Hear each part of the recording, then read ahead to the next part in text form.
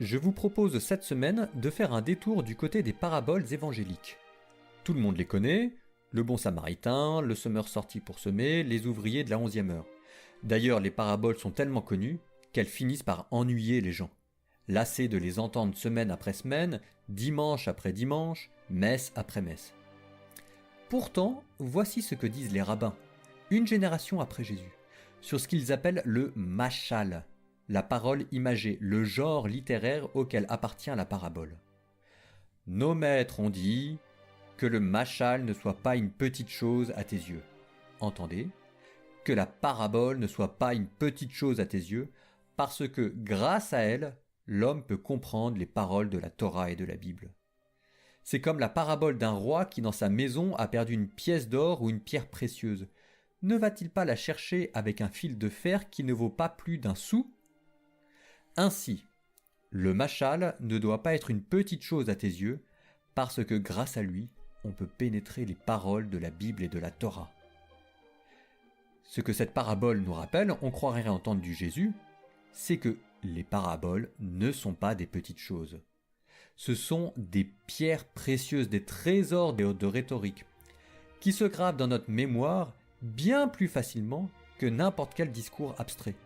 On y retrouve les qualités littéraires que décrivait Quintilien, un rhétoricien de la Rome antique. Clarté, brièveté, crédibilité. Clarté, car tout le monde a compris l'histoire de cette pièce perdue que l'on va chercher sous le canapé avec un fil de fer. Brièveté, car tout est dit en 2 phrases. Crédibilité, car même un roi ferait ce genre de choses. Une parabole réussie est un trésor de littérature, et Jésus est passé maître en la matière. 43 paraboles dans les évangiles, rien que cela. Et il va renouveler le genre. Première différence, les paraboles étaient utilisées avant dans le cadre de débats érudits entre rabbins. On en retrouve d'ailleurs un écho dans la parabole du bon samaritain ou dans l'histoire de ces 7 frères qui ont eu la même femme. Mais Jésus, lui, en a fait un outil de prédication populaire, et c'est aux foules qu'il ne cesse de parler en parabole. Et elles ont aussi, toujours chez lui, deuxième différence, un côté inattendu, voire absurde. Par exemple, Jésus reprend la parabole de la pièce perdue, mais ajoute que celui qui l'aura retrouvée fera une fête et que cela coûtera beaucoup plus cher qu'une petite pièce perdue. Et cette bizarrerie a un but pédagogique. Nous rappeler que, au cœur de notre vie, il y a le royaume de Dieu et que c'est un mystère. Et pour souligner son mystère, les paraboles l'exagèrent en absurde. Car souvent nous voulons Dieu sans son mystère. Mais Dieu est un mystère, rappelle Jésus. À la fois parce qu'il est transcendant, mais aussi à cause de notre dureté de cœur qui nous empêche de le comprendre. Ne croyons donc pas trop rapidement que nous avons fait le tour des paraboles. Dieu est une énigme, et c'est encore en parabole qu'on en parle le mieux.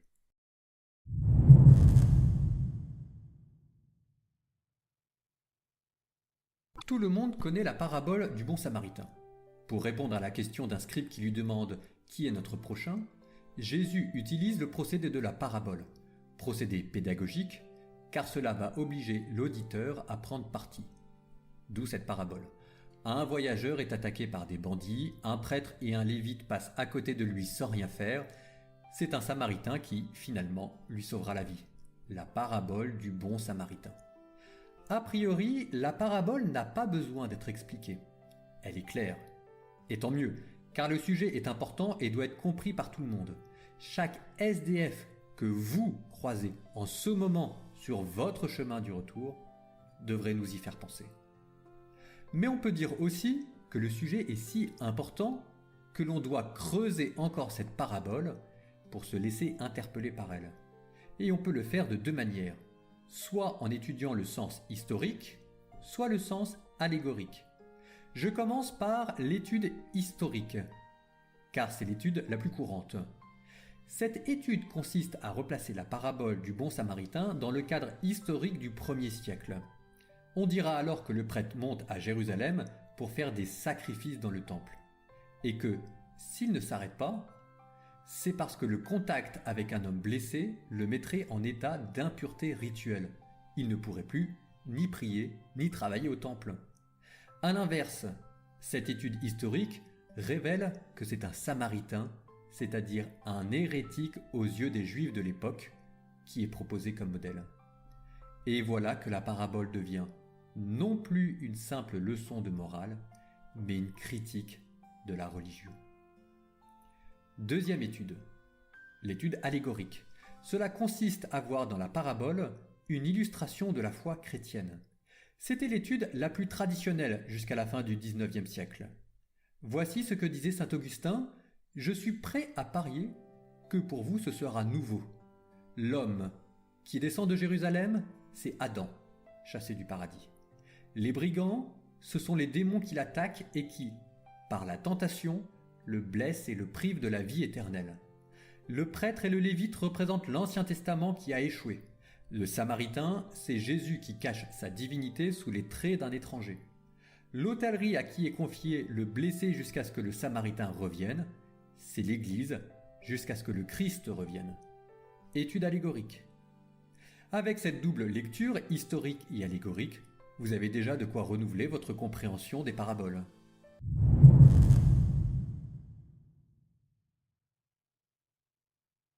On croit les connaître et pourtant un rien suffit à nous prouver qu'on est passé à côté. Je prends l'exemple de la parabole du semeur. Un semeur sortit pour semer du grain. Certains tombèrent sur la bonne terre, d'autres sur le chemin, dans les graviers, sur les ronces. Il suffit que l'on dise les premières phrases de cette parabole pour endormir les premiers rangs de l'Église tellement nous la connaissons par cœur. Erreur! Et en plus, erreur sur la plus importante des paraboles. Elle est si importante qu'on la retrouve dans les 3 évangiles de Matthieu, Luc et Marc. Pourtant, me direz-vous, tout le monde connaît l'explication. Il n'y a rien à dire de plus, et c'est Jésus lui-même qui nous a donné l'explication. Le terrain représente la qualité de notre cœur. Tantôt nous accueillons la parole comme la bonne terre accueille le bon grain, tantôt nous l'étouffons comme les ronces étouffent le bon grain. Facile, me direz-vous. Oui, mais je dis quand même erreur. Donc réveillez-vous, oui, vous qui m'écoutez en ce moment.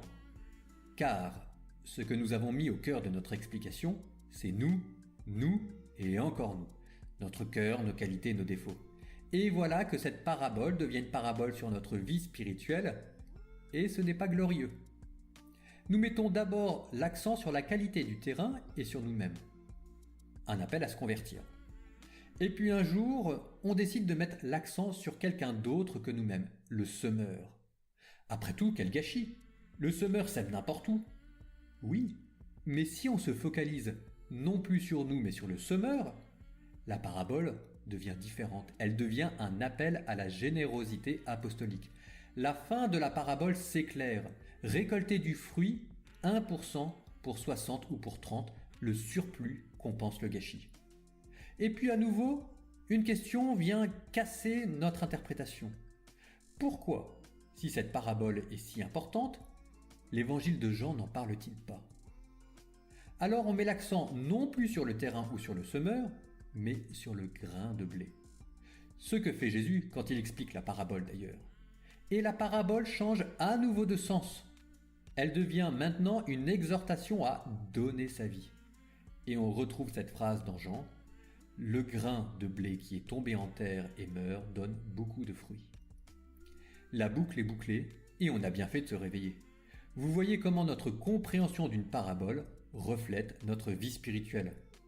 D'ailleurs, quand il en donnait l'explication, Jésus rappelait que c'est la dureté de cœur qui nous empêche de bien comprendre. D'où, disait-il, le parler en parabole.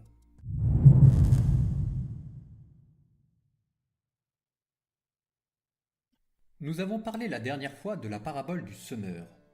Une parabole importante car elle montre comment nous sommes appelés à renouveler sans cesse notre lecture des paraboles et quel est l'enjeu spirituel qu'il y a derrière. Je vous propose de continuer encore avec cette parabole, ou presque.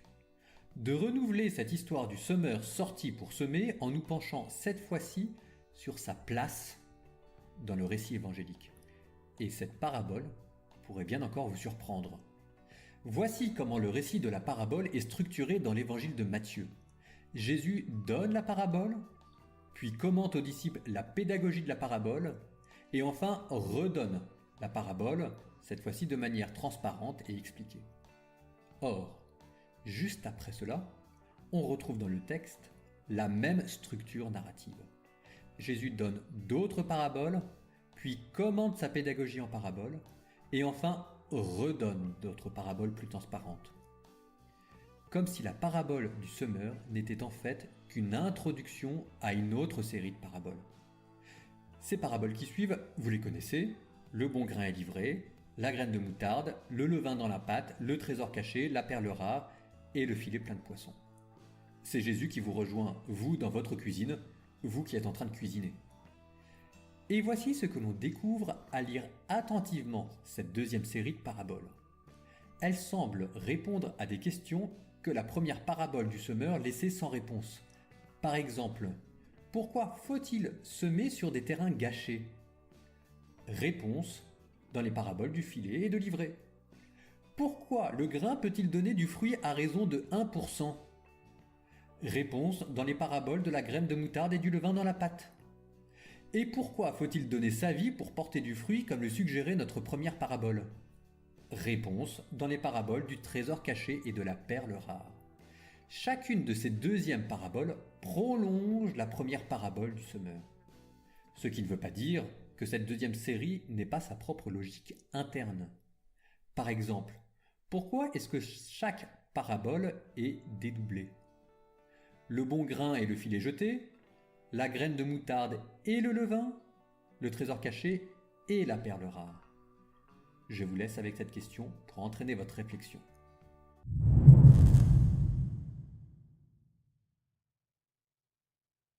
Après nous être attardés sur quelques paraboles en particulier, je vous propose de faire un rapide survol de toutes les paraboles dans un évangile en particulier, celui de saint Matthieu. Je vous ai dit que parfois, les paraboles y étaient structurées en séries. En voici au moins deux autres, toujours dans l'évangile selon saint Matthieu. D'abord, une série polémique, quand Jésus s'explique avec les pharisiens lors de sa dernière semaine à Jérusalem. Dans cette série, il y a la parabole des deux fils, des vignerons homicides et des invités qui refusent l'invitation. Ce qui caractérise cette série, c'est une opposition progressive entre un maître et ses subordonnés. Chaque parabole rajoute une tension supplémentaire à la précédente en insistant sur un défaut nouveau à chaque fois des subordonnés. D'abord l'hypocrisie, puis la haine gratuite, enfin l'ingratitude crasse. En parallèle, la réponse du maître se fait de plus en plus magistrale, lui qui est tour à tour père, propriétaire foncier, roi militaire. Une autre série de paraboles est donnée, toujours dans saint Matthieu, avec le discours sur la fin du monde.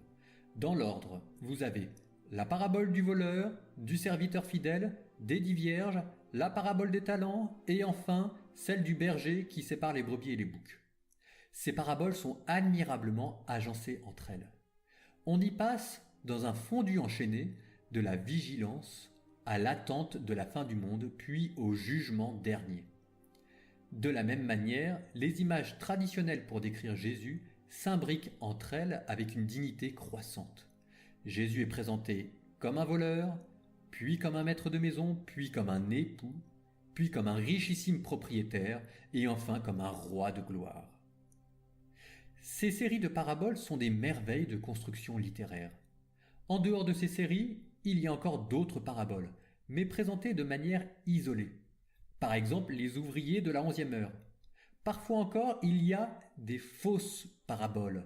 Par exemple, quand saint Pierre se trompe sur le discours de Jésus qui parle de la pureté.